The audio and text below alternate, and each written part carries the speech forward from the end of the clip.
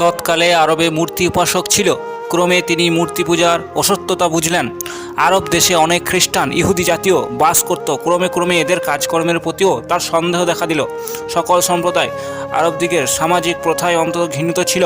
এরা মদ্যপান করত, শিশুকন্যা হত্যা করত, দাস দাসীদের প্রতি নির্মম অত্যাচার করত, কথায় কথায় মারামারি কাটাকাটি করত, তাদের মন্দিরে পশু বলি মানুষ বলি দিত, এমনকি স্ত্রীলোকের মান মর্যাদা কলুষিত, ইজ্জত লুণ্ঠন করতে তারা দ্বিধাবোধ করত না।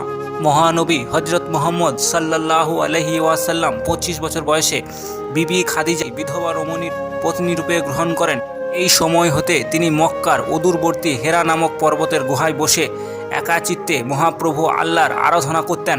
একদা তার গভীর আরাধনার কালে আল্লাহ তাআলার আদেশে হজরত জিবরাইল আলাইহিস সালামের তাকে পয়গম্বরের সংবাদ জ্ঞাপন করলেন এবং পবিত্র কোরআনের বাণী শিখিয়ে গেলেন।